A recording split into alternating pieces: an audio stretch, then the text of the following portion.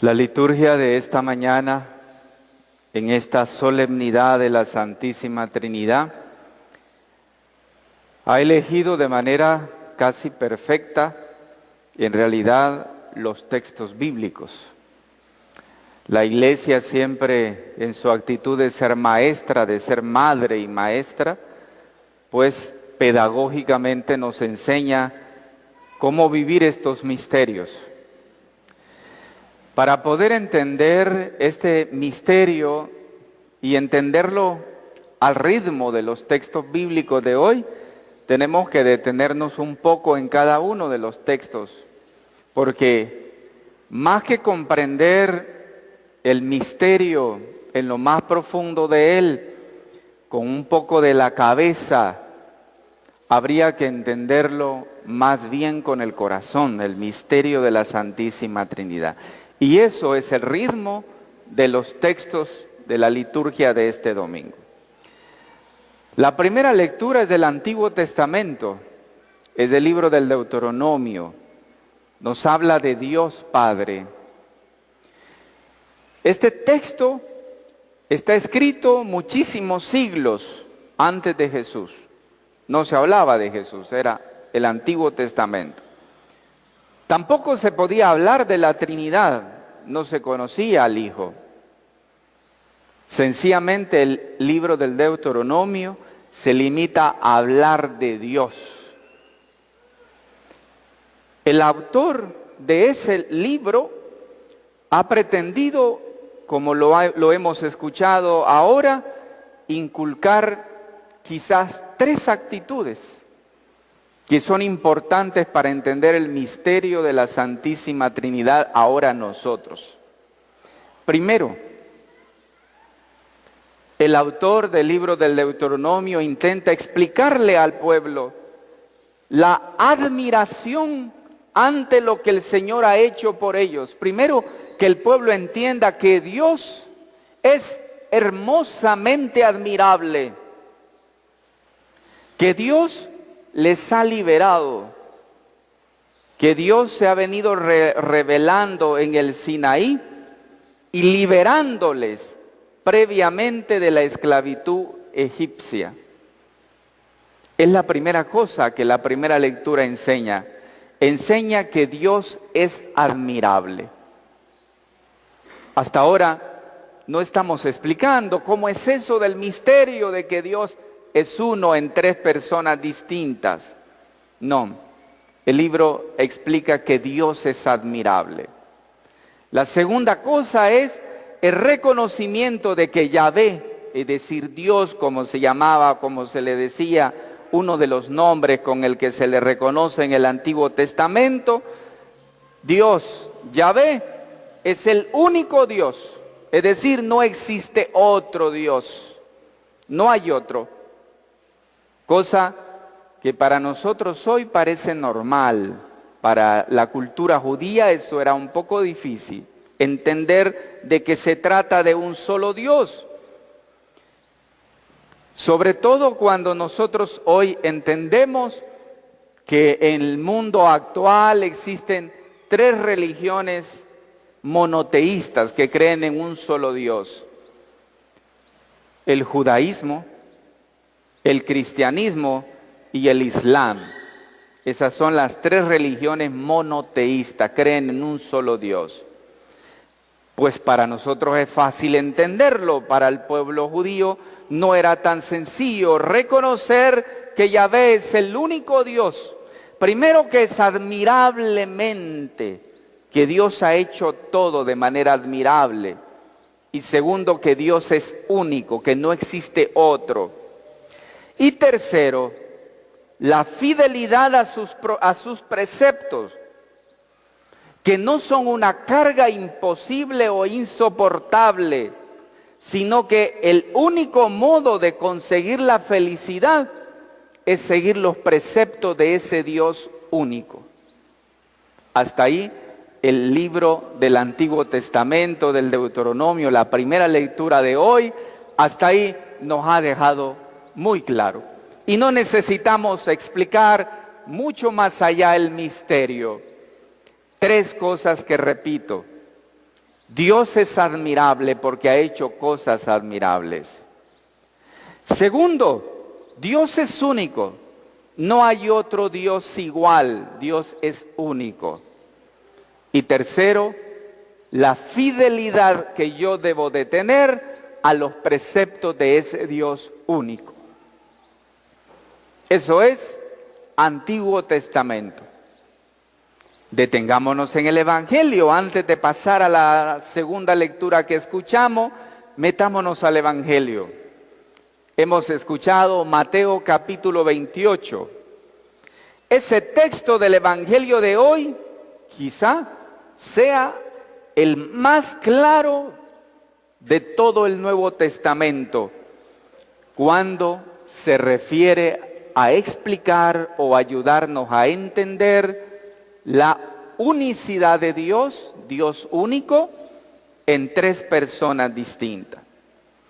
Pero el Evangelio no puso énfasis en esa historia, sino que el Evangelio puso énfasis en la persona de Jesús. A lo largo de su Evangelio, Mateo ha presentado a Jesús como el nuevo Moisés, pero superior a Moisés. Quizá el contraste más fuerte se advierte comparando el final de Moisés y el de Jesús. Moisés muere solo en el Antiguo Testamento. Vemos cómo Moisés muere solo en lo alto del monte. El autor del Deuteronomio entona un elogio fúnebre a la muerte de Moisés. No ha habido otro profeta como Moisés, con quien el Señor trataba cara a cara, ni semejante a él en los signos y prodigios, decía el Antiguo Testamento. Pero ha muerto.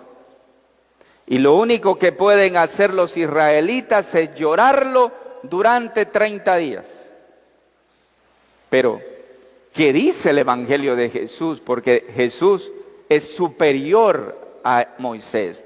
Jesús, en cambio, precisamente después de su muerte, es cuando adquiere pleno poder en el cielo y en la tierra.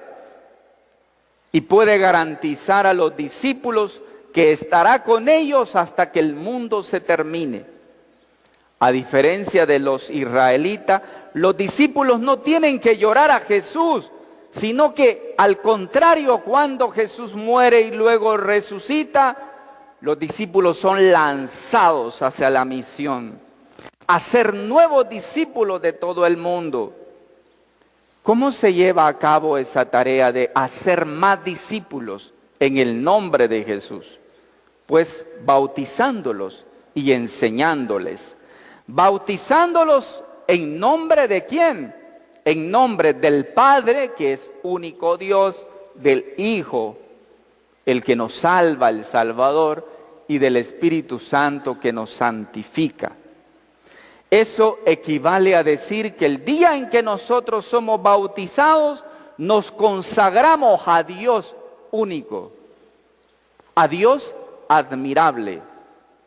Y por lo tanto, nos corresponde como cristianos vivir fielmente los preceptos del Dios al que nos consagramos el día que se derramaron las aguas del bautismo sobre nosotros. Por lo tanto, en la primera lectura Dios exige a los israelitas: guarda los preceptos y mandamientos que yo te prescribo. Pero en el Evangelio Jesús subraya la importancia de guardar todo lo que yo os he mandado. Verdaderamente, hasta ahora, si ustedes se dan cuenta, la liturgia no quiere explicar cómo es eso del misterio. Dios uno solo en tres personas distintas. Hasta ahora hemos entendido, Dios es admirable. Dios es el único, no existe otro. Y tercero, yo debo de ser fiel a los preceptos de Dios. Y el Evangelio nos ha hablado de la persona de Jesús y de cómo la persona de Jesús nos lanza hacia la misión, hacia adelante. Detengámonos ahora en la segunda lectura de la liturgia de este día. Es San Pablo a los Romanos, capítulo 8 del la carta a los romanos. La formulación que ha hecho el apóstol Pablo en esta fiesta, esta solemnidad, la verdad, no es tan clara como en el Evangelio que hemos escuchado. Pero Pablo menciona expresamente al Espíritu Santo.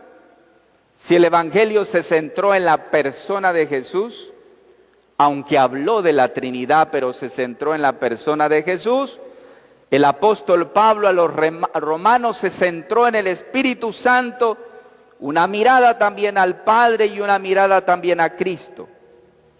No lo hace confundiéndonos, no, sino que ha puesto de relieve la relación que esas tres personas tienen con nosotros.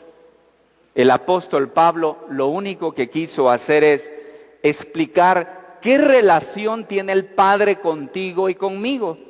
Lo mismo que el Espíritu Santo y lo mismo que el Hijo. ¿Cuál es la relación que tienen con nosotros? Lo que se subraya ahora es que del Padre no es que sea el Padre de Jesús, sino que el Padre es Padre de cada uno de nosotros, porque Él nos adoptó como sus hijos.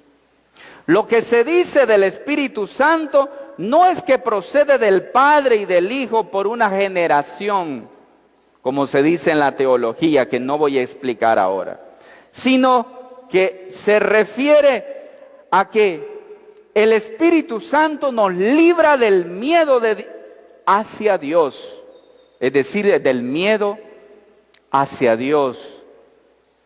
En otros casos, el Espíritu Santo nos provoca la posibilidad de vivir cerca de Dios, de sentirnos delante de Él, de rechazar el pecado y de no sentirnos esclavos del pecado. El Espíritu Santo nos hace gritarle con entusiasmo, con fuerza, Abba, es decir, papá.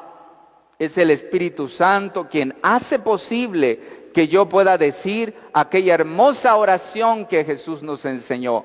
Abba, Padre nuestro, o Papito nuestro que estás en el cielo. Y del Hijo, ¿qué dijo el apóstol? El Hijo nos exalta su relación que Él tiene con el Padre y el Espíritu Santo. Pero mucho más aún, el apóstol Pablo nos ayuda a entender cómo el Hijo está relacionado con nosotros. Y ha dicho, somos coherederos con Cristo, ya que sufrimos con Él para ser con Él también glorificados. Hermanos y hermanas, he explicado los tres textos y ninguno de los tres que hemos escuchado ha explicado cómo es el misterio de Dios uno en tres personas. Nada.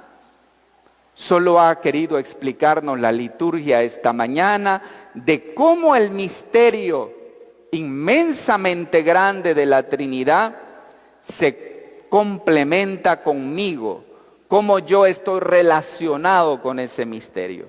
Por eso, mi reflexión final va en torno a lo siguiente. La fiesta hoy o la solemnidad de la Trinidad provoca en muchos cristianos la sensación de enfrentarse a un misterio insondable, a veces inentendible. No es lo que más atrae en el calendario litúrgico. Quizás esta sea una de las solemnidades más difíciles de explicar. Sin embargo, cuando se escuchan hoy estas tres lecturas, la perspectiva nos cambió. Porque no nos centró exactamente en el misterio, sino en la relación tuya que debes de tener con Dios. El Deuteronomio nos invita a recordar los beneficios de Dios hacia nosotros, empezando por el más grande de todos, su revelación como único Dios. Esto no debemos interpretarlo como una infravaloración de otras religiones, como el Islam, no. Dios es único y así lo entendemos desde la Sagrada Escritura. El Evangelio nos recuerda también la persona de Jesús y el bautismo por el que pasamos a pertenecer a Dios. Y la carta a los Romanos nos ofrece una visión mucho más personal y humana de la Trinidad. En definitiva, mis queridos hermanos y hermanas, las tres personas, Padre, Hijo y Espíritu, son distintas. Dios es único, nos lo reveló ahora el Deuteronomio, Antiguo Testamento. Dios es único, pero Dios no es solitario. Dios es una comunidad, y como se trata de una comunidad, es por consiguiente una familia. Y si Dios es una familia, la relación con nosotros es mucho más cercana y profunda. Por eso, la liturgia de este día no se centró en explicar el misterio, sino en mi relación con ese misterio tan sencillo, porque es el misterio de la familia, de la unidad de Dios. Y el apóstol Pablo a los romanos, lo recuerdo en el capítulo 5, versículo 5, decía en otro pasaje, el amor de Dios, escuche bien, el amor de Dios ha sido derramado en nuestros corazones por el Espíritu Santo que se nos ha dado. ¿Qué más se podría desear? ¿No queda entonces a partir de esta solemnidad adorar y suspirar hondamente? En vez de entender qué es eso de Dios en tres personas distintas, en vez de eso se trata de amar, de entender la unidad de Dios y la relación de Dios conmigo. Me gustan unas palabras de una religiosa, Sor Isabel de la Trinidad, que cuando se refería al misterio de la Santísima Trinidad, lo explicaba de manera poética y tierna, porque la relación que yo debo de tener con Dios debe de ser relación de amor. Cuando tú amas, no necesitas explicar los misterios. Uno empieza a reflexionar los misterios cuando no ama. Es lo mismo que pasa en una pareja. Cuando tú no amas a tu esposa, a tu esposo, empiezas a explicar o a querer entender una serie de cosas. Cuando tú lo amas, sencillamente lo aceptas. El amor es así, no tiene explicación. El amor se vive. La Trinidad no se explica, la Trinidad se ama, te dejas envolver en ese misterio de amor. Así lo explica Sor Isabel de la Trinidad en unos versos hermosos. Decía, oh mis tres, mi todo, mi bienaventuranza, soledad infinita, inmensidad en que me pierdo, sumérgete en mí, para que yo me sumerja en ti, hasta que vaya a contemplar en tu luz el abismo de tus grandezas. Dios es infinitamente admirable. ¿Se recuerdan cómo comencé? Dios es infinitamente admirable. Para que yo me meta en el abismo de tus grandezas, decía Sor Isabel de la Trinidad. Finalmente, mis hermanos, las tres lecturas insisten en el compromiso personal nuestro con estas verdades. La Trinidad no solo es un misterio que se estudia en el catecismo.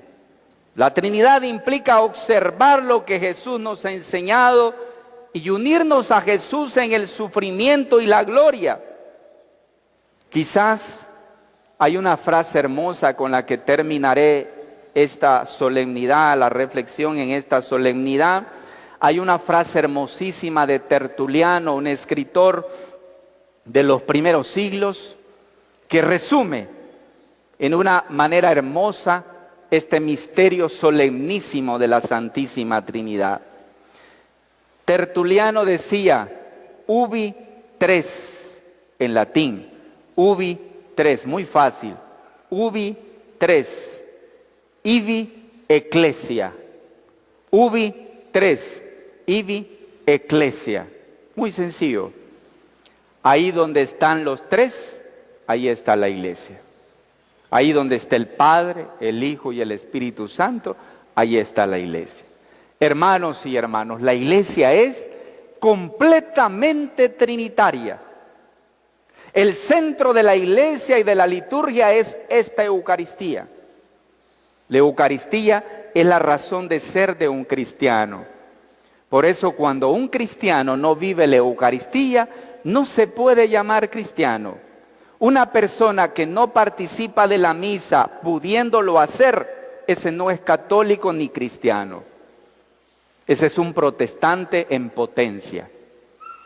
Cuando usted no venga a misa, dígase, perdón Señor por ser protestante. Perdón Señor por ser protestante. Pudiendo ir a misa yo no voy. La misa, la Eucaristía es el centro fundamental y central de nuestra fe. Toda la Eucaristía es trinitaria. Y si es trinitaria significa que aquí se construye la iglesia. Ubi tres ibi ecclesia, donde están los tres está la iglesia. Si la Eucaristía es trinitaria, allí está la iglesia. Si tú no vienes a la Eucaristía, tú no estás en la iglesia, así de sencillo.